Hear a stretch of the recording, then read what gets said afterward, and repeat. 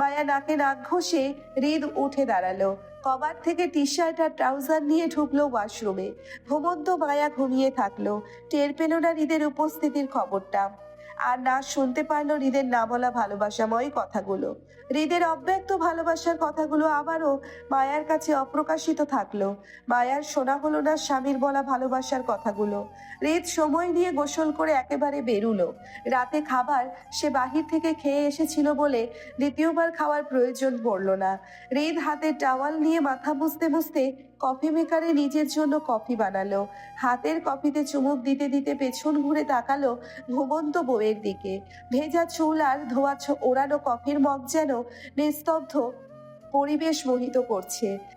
হৃদ পিছনের সিলোটে কোমর ঠেকিয়ে বাম হাত গুজলো পকেটে। ডান হাতের কফির মগে চুমুক বসাতে বসাতে ভাবলো বিয়ের পরেই প্রথম দুজন একত্রে বন্ধ দরজার ভিতরে রাত কাটাচ্ছে, অথচ তার বউ ঘুমিয়ে।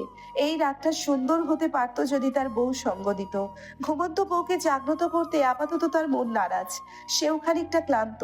সারাদিন পর রাতটাও পার হলো ব্যস্ততায়। 2 ঘন্টা ঘুমিয়ে আবারও বেরুতে হবে বাবার সঙ্গে। এমন আরো 2টা দিন যাবে এখানে ব্যস্ততার মধ্যে। ঢাকা ফিরে যা করার করতে হবে ওদের বিয়ের ব্যাপারে। তবে যত যাই কিছু হোক না কেন কোনোভাবে সে বউকে তার হাতছাড়া করবে না। হৃদ যেখানে থাকবে তার বউ সেখানেই থাকবে। এতে 2 পরিবারের কারো কথা সে শুনবে না। আর বউ তার ডিসিশনও তারই হবে। তার শ্বশুরবাড়ির মানুষ মানুক বা না মানুক, বিয়ে করার সময় যখন সম্মতি নেওয়া হয়নি, বিয়ের পর বউকে তার সাথে রাখার জন্য অন্য কারো সম্মতি অন্তত হৃদ খানের প্রয়োজন নেই। 2 পরিবারের যদি কারো হৃদের বিয়ে নিয়ে কোনো সমস্যা থাকে সেটাও হৃদ শুনতে যাবে না।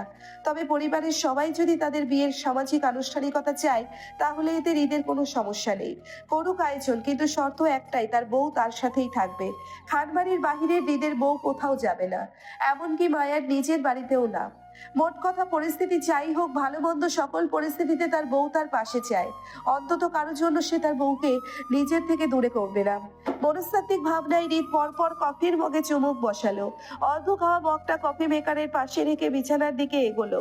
মায়ার পাশে বিছানায় টান টান হয়ে শুতে শুতে একই ব্ল্যাঙ্কেটের নিচে ঢুকলো হৃদ। মায়া তখনও হৃদের দিকে পিঠ করে কাত হয়ে শুয়ে। হৃদ বিছানায় শুয়েই মায়ার বাহু চেপে নিজের কাছে টানলো। উষ্ণতা আরাম পেয়ে মায়াও মিশে গেল হৃদ বুকের মাঝে। হৃদ দুজনের গায়ে ব্ল্যাঙ্কেট জড়াতে জড়াতে মায়ার মাথায় শব্দ করে চুমু খেলো। হাত বাড়িয়ে বেড সাইডে লাইট অফ করে দিতেই মুহূর্তেই অন্ধকার ছুঁয়ে গেল কক্ষ জুড়ে। মায়া ঘন নিঃশ্বাস আর হৃদের আলিঙ্গনের উষ্ণতা বয়ান করছেন ভালোবাসা সুন্দর, যদি সঠিক মানুষের সাথে হয়। সকাল 8:45। হৃদের গাড়ি হতে মায়া জুই দুজনেই নামলো কলেজের সম্মুখে। হৃদ সঙ্গে আসেনি, সে 2 ঘন্টা ঘুমিয়ে আবারও ছুটেছে নির্বাচনের কাজে। তাই মায়া আর জুইকে ড্রাইভারই নামিয়ে দিয়ে গেল হৃদের অপর গাড়িতে। জুই খুব সকালেই মায়ার জন্য জামা কাপড় আর বই নিয়ে উপস্থিত ছিল ফ্ল্যাটে। মায়াকে হৃদের রুম থেকে বেরোতে দেখে খুব ইতস্ততায় জড়িয়েছিল জুই। তারপরও মায়াকে এই নিয়ে কোনো প্রশ্ন করলো না সে, বরং স্বাভাবিকের ন্যায় মায়াকে নিয়ে রেডি হয়ে বেরিয়ে আসলো কলেজের উদ্দেশ্যে। হৃদের সঙ্গে জুইয়ের দেখা মেলেনি। তার আগেই হৃদ বেরিয়ে যাওয়াতে মায়াকেও সকালে লজ্জার সম্মুখীন হতে হয়নি। ইতস্ততার জুই মায়ার সঙ্গে হাঁটতে হাঁটতে জড়তায় আস্তে করে বলল, গোসল করিসনি কেন? মায়া কলেজে ঢুকে আশেপাশে তাকিয়ে রাফার খোঁজ করলো। রাফার সাথে মায়ার কষাকষির হিসেব বাকি। রাফার জন্য মায়া কম বিপদে পড়েনি। বলতে গেলে সে এখনো বিপদের মুখে ঝুলে আছে শুধুমাত্র এই রাফার জন্য। আজ রাফাকে হাতের কাছে না পেলেই নয়। অন্যমনস্ক মায়া জুইয়ের মনোভাব বুঝতে পারলো না, আর না বুঝলো জুইয়ের বলা কথাটার মানে। বরং জুইয়ের কথায় মায়া মুখ কুঁচকে বলল, এত সকালে গোসল কে করে? আমাকে দেখেছিস কখনো এত সকালে গোসল করতে? যে আজ করব, শুধু উল্টাপাল্টা কথা বলিস। মায়ার কথা জুইয়ের ইতস্ততা আরো বাড়লো। মায়াকে সরাসরি কিছু বলতে না পেয়ে আবারও ইঙ্গিতে বুঝিয়ে মিনমিন করে বলল। এখন তো আলাদা বিষয়, তাই না? মায়া জুইয়ের কথার অর্থ না বুঝে আশেপাশে রাফার খোঁজে অনুসন্ধানে চোখ ঘুরিয়ে বলল, কিসের আলাদা বিষয়? দেখ জুই, বিষয় যাই হোক না কেন, এই শীতের সকালে গোসল করার মতন পাবলিক আমি না, বুঝেছিস? গোসল না করে বেরিয়েছিস যে, ভাই কিছু বলবে না? সে আবার কি বলবে? আমি কি তার মতো নাকি যে কথায় কথায় গোসল করব? সে তো রাত নেই দিন নেই, যখন তখন গোসল করে। রাতে 3টা বাজে উঠে গোসল করা পাবলিক। এসব মানুষের সাথে আমার তুলনা দিলি কেমনে? মায়ার কথায় জুঁইয়ের ইতস্ততা বাড়ল। জুঁই মায়াকে আসলে কিভাবে গোসলের বিষয়টা বোঝাবে তা নিয়ে দ্বিধায় পড়ল। মূলত জুঁই সকালে মায়াকে হৃদের রুম হতে বেরোতে দেখেছিল বলেই এই মুহূর্তে সে সংকোচে আছে। মায়াকে গোসল করতে না দেখে সেটা দ্বিগুণ হলো। জুঁই মায়াকে পুনরায় বোঝাতে চেয়ে বলল, তারপরও ঋতু, সবাই বলে মেয়েদের বিয়ে হলে নাকি গোসল করতে হয়। মায়া বিরক্ত হয়ে বলল, আমার বিয়ের 2.5 বছর হয়েছে, এতদিন দেখেছিস আমাকে গোসল করতে, যে আজ করব? তারপরও জুঁইয়ের কথায় ফোরন কেটে মায়া বিরক্তি নিয়ে বলল, তারপরেও কি জুই, তুই আজকে আমার গোসল নিয়ে পড়েছিস কেন? তুই কি আমাকে চিনিস না? আজ নতুন দেখছিস আমাকে? সকালে গোসল না করতে এমন ভাব করছিস আজকে সকালে গোসল করাটা যেন আমার জন্য ফরজ ছিল। তুইও তো গোসল করিসনি, তাহলে আমাকে বলছিস কেন? আমি আর তুই কি এক? অবশ্যই এক। এখন আয়, রাফাকে খোঁজ আগে। এই মাইয়ার আজ খবর আছে, ওর জন্য আমি এখনো বিপদের মুখে ঝুলে আছি। চল চল। কথাগুলো বলতে বলতে মায়া তাড়াহুড়োয় পা চালালো কলেজ পথে। আশেপাশে তাকিয়ে রাফার খোঁজ করেও সন্ধান মিলল না।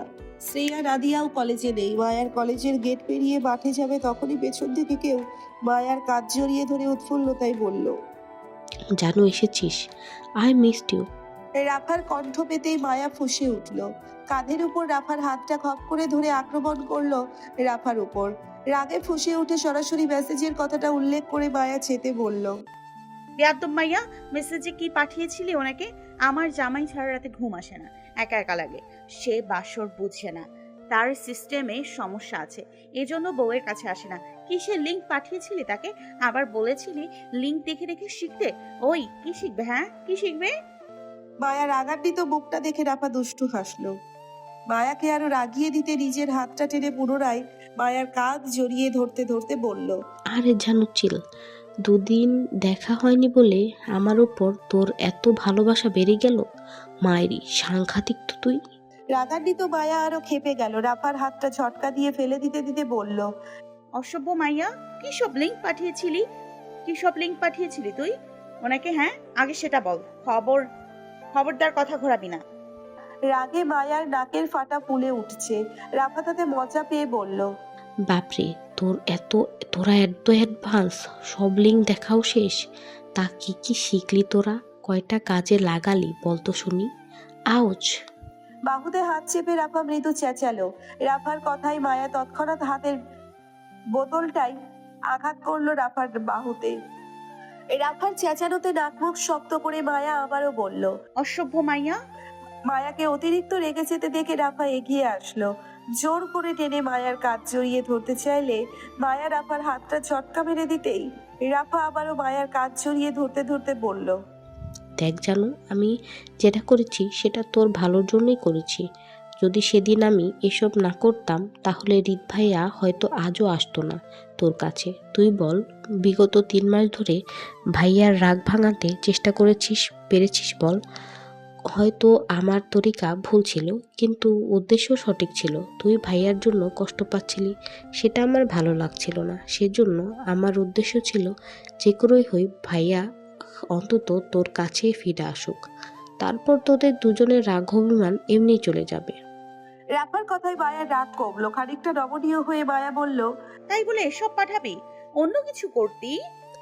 তুই তো কত কিছু করেছিস ভাইয়াকে ফেরাতে, কাজ হয়েছে বল?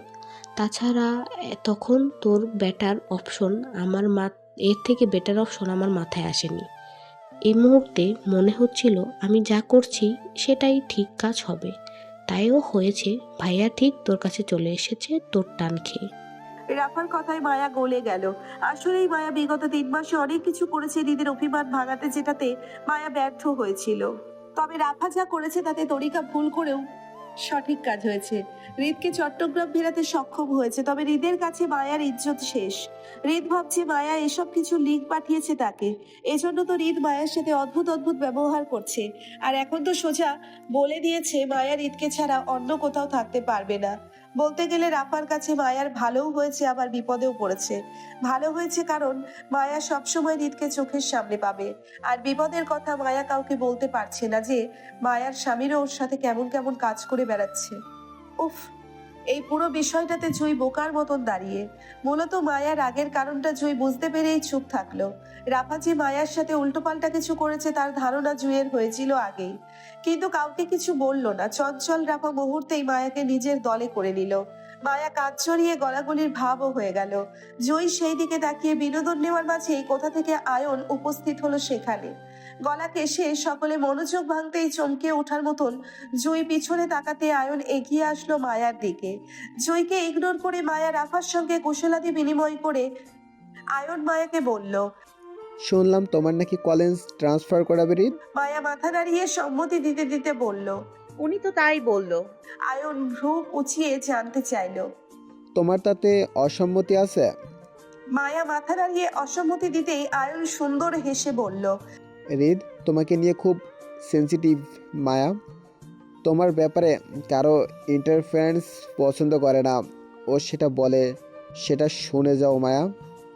তোমার উপর আসা সকল বিপদের মোকাবিলা রিদ একাই সামলে নেবে। তুমি শুধু ওর হয়ে থেকো, বাকিটা ও সামলে নেবে। আয়নের কথায় মায়া আবারও মাথা কাত করে সম্মতি দিতেই আয়ন অল্প হাসলো। ফের মায়ার উদ্দেশ্যে বলল। তাহলে তোমরা ক্লাসে যাও মায়া, আমি জুইকে সঙ্গে নিয়ে যাচ্ছি। আয়নের কথায় জুই চুপ রইল। আয়ন বলেছিল জুইকে বিকালে দেখা করতে, কিন্তু তার আগেই যে সকাল সকাল দেখা করতে আয়ন চলে আসবে তা বোঝেনি জুই। মায়া আয়নের কথায় পাল্টা প্রশ্ন করে জানতে চাইলো। কেন ভাইয়া? একটু কাজ আছে যেটা জুইকে ছাড়া সম্পূর্ণ হবে না। ও ক্লাস করবে না? আজ করবে না। আচ্ছা। মায়া আবারও ঘাড় কাত করে সম্মতিতে দিতে দিতে রাফাকে নিয়ে চলে যেতেই জুই ইতস্তত বোধ করলো আয়নের সম্মুখে দাঁড়িয়ে। আয়নের পিছনে ঘুরেই জুইয়ের ইতস্তত মুখটা দেখে কপাল কুঁচকে বলল। আপনার আবার কি হলো জুই, এমন করছেন কেন? নত মস্তিষ্কের জুই মাথা নাড়িয়ে অসম্মতি দিতে দিতে বলল। কিছু হয়নি। আয়ন কলেজে মাঠে দাঁড়িয়ে কথা বাড়াতে চায়নি, কারণ আশেপাশে অনেকেই এই দিকটা তাকিয়ে ওদের দেখছে। আয়ন কলেজে গেটের বাহিরের পথে ঠাটা দিতে দিতে জুইয়ের উদ্দেশ্যে বলল। আমার সাথে আসুন জুই। আয়নের পিছন পিছন জুইও হাঁটলো। আয়নের গাড়ির সামনে আসতেই দরজা খুলে দাঁড়ালো। জুই আর চোখে আয়নের দিকে তাকাতেই চোখাচোখি হলো দুজনের। আয়ন পূর্ব থেকে গাড়ির দরজা খুলে জুইয়ের দিকে তাকিয়েছিল বলে দুজনের চোখাচোখি হলো। ইতস্ততে জুই লজ্জায় দ্রুত গাড়িতে উঠে বসতেই আয়ন ড্রাইভিং সিটে গিয়ে বসলো। গাড়ি স্টার্ট করতে করতে আয়ন বলল। আপনার বান্ধবী নাদিয়া কোথায় জুই, আজ আসেনি? আয়নের ছোট কথাটা যথেষ্ট ছিল জুইয়ের মুড সুইং এর জন্য। মুহূর্তেই জুইয়ের সকল জড়তা বিরক্তিতে রূপান্তরিত হলো আয়নের এক কথায়। আয়ন জুইয়ের রাগের কারণটা বুঝতে পেরে আবারও একই সুরে বলল। আপনি আমার ভালোবাসার প্রস্তাবটা আপনার বান্ধবী নাদিয়াকে জানিয়েছিলেন জুই? জুই বিরক্তিতে অতিষ্ঠ হয়ে জিদ্দি গলায় বলল। জানি না আপনি আমাকে কোথায় নিয়ে যাচ্ছেন, সেটা বলুন আগে। আয়ন গাড়ির স্টিয়ারিং ঘোরাতে ঘোরাতে বলল। যেখানে নতুন সম্পর্ক গড়া হয় সেখানে।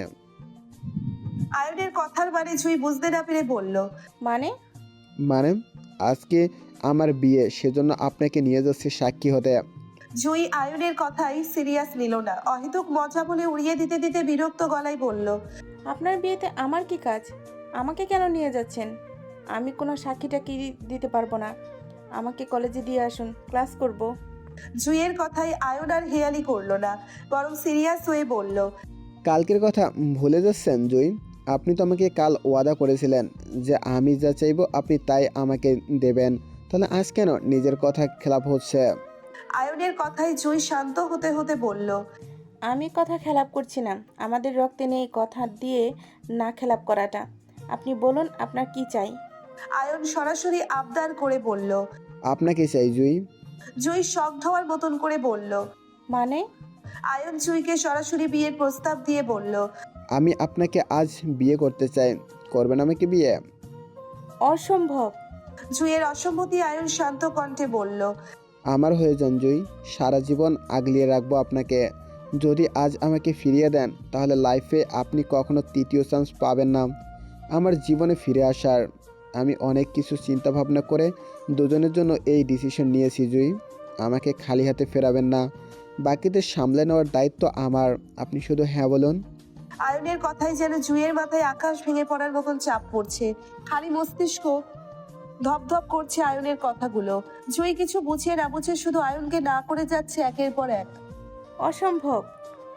জুঁইয়ের না করার সঙ্গে সঙ্গে গাড়িটি থামলো একটি কাজী অফিসের সামনে। কলেজ থেকে মাত্র 10 মিনিট দূরে কাজী অফিসটি, আর সেখানে অনেকেই দাঁড়িয়ে। রাদীপকে দেখা গেল হাতে দুটো বড়মালা নিয়ে আয়ন জুঁইয়ের অপেক্ষা করছে উৎফুল্লতায়। সঙ্গে 4টি মেয়ে আর 7-8 জনের মতো দামড়া দামড়া ছেলে দাঁড়িয়ে একত্রে। আয়নের গাড়িটি থামতে সকলে হইচই করে এদিকটা এগিয়ে আসতে চাইলে আয়ন গাড়িতে বসা অবস্থায় হাতের ইশারায় সবাইকে থামতে বলল। সকলে থেমে যেতেই আয়ন দীর্ঘশ্বাস নিজের মধ্যে টেনে আস্তে ধীরে বলল, আপনার হাতে 1 ঘন্টার মতন সময় আছে জুঁই। 1 ঘন্টা ভেবেচিন্তে তারপর উত্তরটা দিবেন আশা করছি। এখন থেকে হয় আপনার সাথে আমার নতুন যাত্রা শুরু হবে, নয়তো এখানে সব কিছুর ইতি ঘটবে। এখন বাকি সম্পূর্ণটা আপনার হাতে। এতে আমি জোর করব না, তবে একটা কথা মাথায় রাখবেন জুঁই, আজ আমি এখান থেকে খালি হাতে ফিরে গেলে সোজা বিয়ে করে নিব পারিবারিক পছন্দের মেয়েকে। আমার দেখা আপনি কখনোই পাবেন না। আপনি যদি রাজি থাকেন তাহলে গাড়ি থেকে নেমে দাঁড়াবেন, মেয়েরা এসে আপনাকে নিয়ে যাবে। অসম্মতি হলে সমস্যা নেই, গাড়িতে থেকে নামার প্রয়োজন নেই। আমি বুঝে নিব আপনি বিয়েতে রাজি নন। কথাটা বলেই আয়ন গাড়ি থেকে নেমে চলে গেল নিজের বন্ধুদের উদ্দেশ্যে। জুঁই অশ্রুসিক্ত চোখ ঠোঁট কামড়িয়ে কাজী অফিসের দিকে তাকালো। এই মুহূর্তে জুঁইয়ের কি ডিসিশন নেওয়া উচিত বুঝতে না পেরে দুহাতে মুখ ঢেকে ফুপাতে লাগলো কান্নায়। মায়া পরিস্থিতির স্বীকার করে পরিবারকে না জানিয়ে বিয়ে করেছে বলে এটা নিয়ে কত কিছু হচ্ছে। ওদের পরিবারের মানুষজন জানলে কি হবে সেই ভয়েও আছে ওরা। এমন একটা পরিস্থিতিতে আয়ন কিভাবে জুঁইকেও এনে দাঁড় করালো। জুঁইয়ের এখন কি করা উচিত? আয়নকে ফিরিয়ে দেওয়া নাকি গ্রহণ করা উচিত? আয়নকে আজ ফিরিয়ে দিলে চিরতরে জুঁই আয়নকে হারাবে। বারবার আয়ন আসবে না জুঁইয়ের কাছে ভালোবাসার দাবি নিয়ে ছোট হতে। আবার আয়নকে গ্রহণ করে যদি এই মুহূর্তে বিয়ে করে নেয় তাহলে ওর পরিবারের সঙ্গে আবারও বড় ধরনের ধোঁকাদারি করা হবে, যেটা জুঁইয়ের দ্বারা কখনোই সম্ভব নয়। সূর্যটা পশ্চিম আকাশে ঢলে। সময়টা তখন 3:15 ঘরে। আয়ন সবেমাত্র জুঁইকে নিয়ে পৌঁছলো হৃদের বিল্ডিং এর সম্মুখে। গাড়ি থামতেই আয়ন সিটবেল্ট খুলতে খুলতে নত মস্তিষ্কে জুঁইয়ের দিকে তাকালো। অনবরত কান্নায় ফর্সা মুখটা লাল লাল হয়ে আছে, চোখের পাতা ফুলে গালে পানির দাগ রেখা দৃশ্যমান। আয়ন জুঁই দেখে স্বাভাবিকের ন্যায় গাড়ি থেকে নেমে অপর পাশে দরজা খুলে দাঁড়ালো জুঁইয়ের নামার অপেক্ষায়। আয়ন নিস্তব্ধ নিশ্চুপ দাঁড়িয়ে। জুঁই মাথা ঝুঁকে ফুপিয়ে কাঁদছে বারবার, হাতের টিস্যুতে অশ্রুকণা মুছতে মুছতে। নিশ্চুপ আয়ন খানিকটা সময় দাঁড়িয়ে থেকে একটা সময় বলে উঠল, আমরা এসে পড়েছি জুঁই, আপনি নামুন। আয়নের কথায় জুঁই মাথা তুলে তাকালো না, তীব্র অপরাধ বোধে। নত মস্তিষ্কেই কেমন ফোপাতে লাগলো আয়নের গলা শুনে। জুঁইয়ের কান্নার গতি বাড়তে দেখে আয়ন দীর্ঘশ্বাস ফেলে বলল, প্লিজ কাঁদবেন না জুঁই, এখন কেঁদে কী হবে? সব কিছু আপনার ইচ্ছাই হয়েছে। এখন আসুন, আপনাকে হৃদের ফ্ল্যাটে দিয়ে আমি ঢাকায় ফিরব। আয়নের কথায় জুঁই চমকে ওঠার মতন মাথা তুলে তাকালো আয়নের দিকে। মুহূর্তেই চোকাচোকি হলো দুজনের। জুঁইয়ের ভেজা চোখে অশ্রু দেখে আয়নের কেমন মায়া হলো জুঁইয়ের প্রতি। জুঁই জড়ানো ভেজা গলায় বলল, এখন চলে যাবেন? আয়নের উত্তর আসলো তক্ষুনি, না, রাতে হৃদের সাথে ফিরব। এখন খানবাড়িতে যেতে হবে না, নির্বাচনের কাজে হয়তো হৃদও যাবে। আশেপাশে হৃদের লোকদের দেখা যাচ্ছে, আমি ওদের সাথেই যাব। আপনি এখন উপরে উঠে যান, মায়াকে ফ্লাইটে পাবেন। আয়নের কথায় জুঁই নেমে দাঁড়ালো। অসাবধানতায় নামতে গিয়ে আয়নের বাহুতে জুঁইয়ের মুখে ঠেকে যেতেই তৎক্ষণাৎ পিছুপা হয়ে জুঁই ক্ষমা চেয়ে বলল, সরি, আমি দেখিনি। ইটস ওকে, আপনি আসুন। আয়নের পেছন পেছন হাঁটলো জুঁই। কয়েক কদম সামনে এগোতেই আয়ন দেখলো আশেপাশে সাদা পাঞ্জাবিতে হৃদের প্রায় 30 থেকে 40 জনের মতো ছেলে পেলে দাঁড়িয়ে। আসদীপকেও দেখা গেল সেখানেই। রাস্তার এপাশ ওপাশ দুপাশে এই জায়গায় জায়গায় হৃদের ছেলেপেলেদের দাঁড়িয়ে থাকতে দেখে আয়ন থেমে গেল। যেহেতু আশেপাশে হৃদের ছেলেপেলে উপস্থিত আছে, তার মানে হৃদকেও এখানে কোথাও পাওয়া যাবে। আয়ন জুঁইকে মায়ার সঙ্গে ফ্ল্যাটে দিয়ে সে আবার নিচে নেমে যাবে বলে এমনটা চিন্তা করে উপরে উঠতে গেলে তক্ষুনি হাত ছেড়ে ডাকলো হৃদের এক ছেলে। আয়নকে চিনতে পেরে চিৎকার করে বলল সে, আয়ান ভাই, ওপরে কেউ নাই, ভাই ভাবি নিচেই আছে, ফ্ল্যাট তালা, আপনি ভাইকে সামনেই পাবেন। আয়নার সামনে এগোলো না, যেহেতু হৃদের ফ্ল্যাট তালা, তাহলে সেখানে গিয়ে কোনো লাভ হবে না। আয়ন সামনে এগোতে এগোতে জুঁইকে বলল, আমার সাথে আসুন জুঁই। জুই আশেপাশে তাকিয়ে নিজের চোখে পানি মুছে স্বাভাবিক হওয়ার চেষ্টা করলো। আশেপাশে অসংখ্য মানুষের আনাগোনা, রাস্তার এপাশ ওপাশ শুধু হৃদের লোকই দেখা যাচ্ছে। জুই নত মস্তিষ্কে হলো, আয়নের পিছন পিছন পা মেলালো। আয়ন খানিকটা পথ এগোতেই হৃদের গাড়ি দেখতে পেল, কিন্তু আশেপাশে কোথাও হৃদকে দেখা গেল না। তবে আসিফকে দেখা গেল আয়নের থেকে কিছুটা পথ দূরে দাঁড়িয়ে ছেলেদের সঙ্গে, হয়তো হৃদের অপেক্ষায় দাঁড়িয়ে সেখানে। আয়ন সেদিকে এগোতে চাইলে পথে দেখা পেল আরিফের। হৃদের জনসভায় আরিফের উপস্থিতি দেখে আয়ন খানিকটা কপাল কুঁচকায়।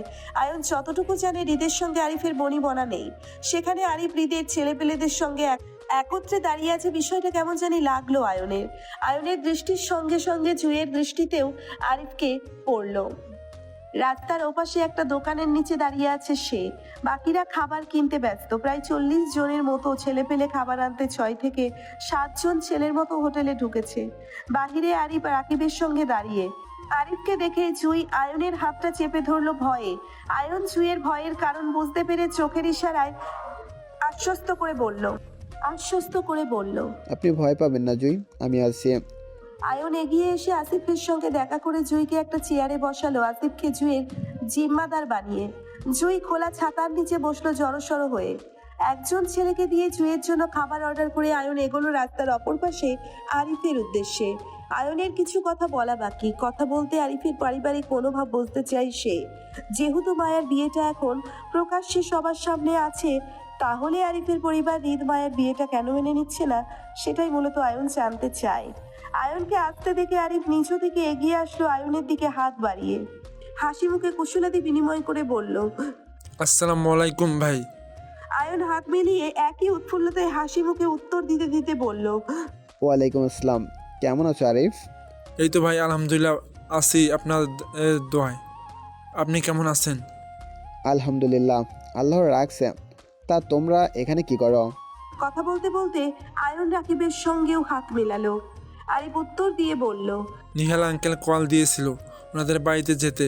আসিফ ভাই ফোন করে বলল এখানে আসতে, তাই আসলাম। যাক, ভালো করেছো তাহলে, তোমাকে দেখে খুশি হলাম। আমরা সবাই চাই তুমি আমাদের সঙ্গেই মিলেমিশে থাকো। আমরা এখন একে অপরের আত্মীয় মানুষ, তাই না? আয়নের কথায় আরিফ অল্প হাসলো। তার মূলত কারো সাহায্য নিয়ে সামনে এগোনো পছন্দ না। সে কারো দাপটে নয়, বরং নিজের যোগ্যতায় সামনে এগোতে চায়। আরিফ সৌজন্য মূলত হাসি দিয়ে বলল, দেখা যাক ভাই, আল্লাহ কপালে কি রাখছে। আয়ন বলল, শুনলাম তুমি নাকি নতুন ব্যবসা শুরু করছো। জি ভাই। Very good. তা তোমার ব্যবসার কি খবর, কেমন চলছে? জি আলহামদুলিল্লাহ, আপনাদের দোয়ায় ভালোই যাচ্ছে ভাই। এই সপ্তাহে পর ইন্ডিয়া যাব কিছু নতুন কালেকশন ইনপুট করতে। ব্যবসাটা একটু বড় করতে চাইছিলাম। ইনশাল্লাহ, দোয়া রইল।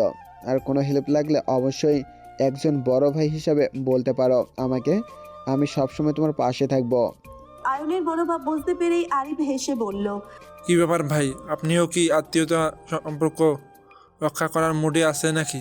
আরিফের কথায় আয়ন পাল্টা প্রশ্ন করে বলল, তোমার কি মতামত, আত্মীয়তার সম্পর্ক রক্ষা করব না বলছো? আয়নের পাল্টা প্রশ্নে আরিফ চুপ করে যায়। তোমরা কি এখনো হৃদমায়ের সম্পর্কটা নিয়ে কোনো দ্বিধায় আছো আরিফ? আরিফ সহজ গলায় বলল। না ভাই। আয়ন তীক্ষ্ণতাই বলল, তাহলে তোমার পরিবার কেউ? বাসায় এখনও জানানো হয়নি মায়ের বিয়েটা সম্পর্কে। ভাবছি আজকে রাতের ট্রেনে বাসায় ফিরে কাল এই বিষয়ে পরিবারের সঙ্গে বসবো, তারপর সঠিক কোনো কিছু বলতে পারবো। আরিফের কথায় আয়ন চৌধুরী গলায় বলল, কেন, তোমার পরিবার কি কোনোভাবে হৃদকে জামাতা হিসেবে মানতে আপত্তি আছে নাকি? আরিফ নিজের পারিবারিক দিকটা প্রকাশ করে বলল, তেমন কিছু না ভাই, আসলে আমার মায়ের বিয়ে চেয়ারম্যান পরিবারের ঠিক করে রেখেছিলাম। আমার আব্বু চাচুরা অনেক স্ট্রিক্ট আর জবাবদারি মানুষ। ওনার মায়ের বিয়ের ওয়াদা করেছিল চেয়ারম্যান পরিবারের সঙ্গে, সেই জন্য এটা নিয়ে একটু টেনশনে আছি আর কি, বাকি কিছু না। আয়ন ফের প্রশ্ন করে বলল, তোমার পরিবার যদি মায়ের বিয়েটা নিয়ে আপত্তি জানায়? আয়নের কথায় আরিফ দৃঢ়তায় উত্তর দিয়ে বলল, তাহলে মায়ার জায়গায় জুইয়ের বিয়ের প্রস্তাব রাখবো পরিবারের।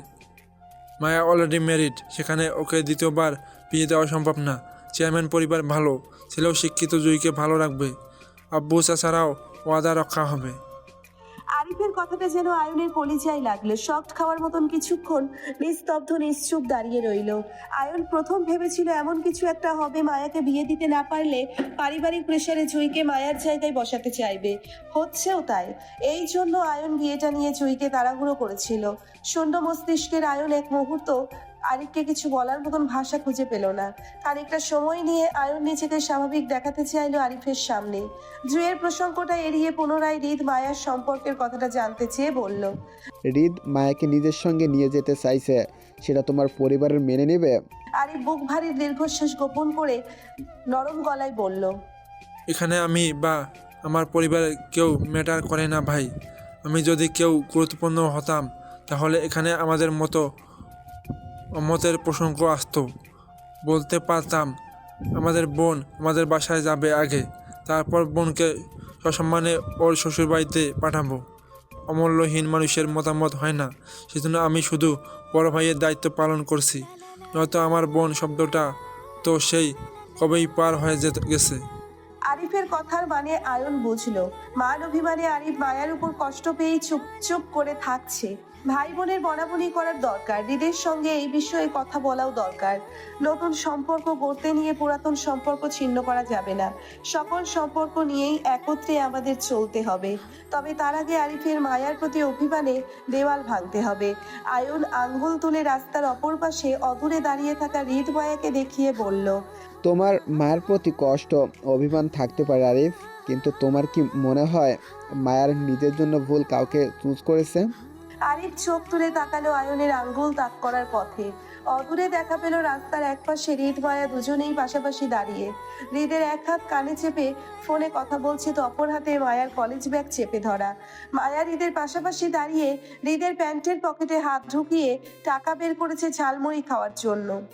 আয়নের কথায় আরিফকে চুপ করে যেতে দেখে আয়ন ফের বলল, আমি জানি তুমি হয়তো হৃদের প্রতি নারাজ, কিন্তু আমি বলবো তুমি তোমার পার্সোনাল বিষয়গুলো আলাদা রেখে শুধু হৃদ মায়াকে দেখো। মায়ের জন্য হৃদ থেকে পারফেক্ট কেউ হতে পারবে না আরিফ। তোমরা চেষ্টা করেও হৃদের মতন কাউকে মায়ের জন্য এনে দিতে পারবে না। হৃদের রাগ বেশি হতে পারে, কিন্তু সে তোমার বোনকে নিয়ে খুবই সেন্সিটিভ। জীবনের এমন অনেক ছেলে পাবে তুমি যে প্রেম করে ধোকা দেয়, আবার কিছু ভালোবাসা সত্যিকারের হয়েও দেখবে শেষ পর্যন্ত ভালোবাসার পূর্ণতা দিতে পারে না। কোনো না কোনো কারণে হেরে যায় তারা, হয় পারিবারিক, নয়তো সমাজের ভয়ে, আর নয়তো মন বদলে ভালোবাসাগুলো হারিয়ে যায় কোথাও। তুমি এমন ভালোবাসা খুব কমই দেখতে পাবে যে তোমাকে পাওয়ার জন্য তোমার সাথে লড়াই করে নেবে।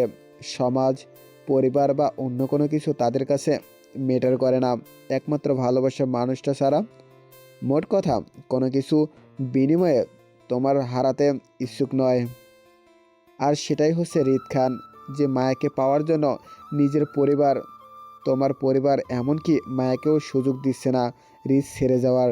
এবার তুমি বলো, তুমি পারবে হৃদের মতন একটা ছেলে নিজের বোনকে এনে দিতে? পারবে? আরিফ আবারও চুপ। আয়নের কথা ওর মস্তিষ্কের ধারণ করছে বুঝতে পেরে আয়ন ফের বলল, হৃদ খানের ভালোবাসা শুধু ভয়ঙ্কর নয়, ভয়াবহ বটে। এই যে এখনই দেখো, আমি, তুমি, হৃদের বাবা, আমরা সবাই হৃদের অপেক্ষায় দাঁড়িয়ে, অথচ হৃদ খান নিজের বউয়ের ছোট্ট ছোট আবদার পূরণ করতে ব্যস্ত। এরপরও কি তুমি ভাববে এদের দুজনকে আলাদা করার কথা? আয়নের পরপর কথাই আরিফ উত্তর করতে পারল না, শুধু চুপ করে রইল। তার কাছে বলার মতন আপাতত কোনো ভাষা নেই।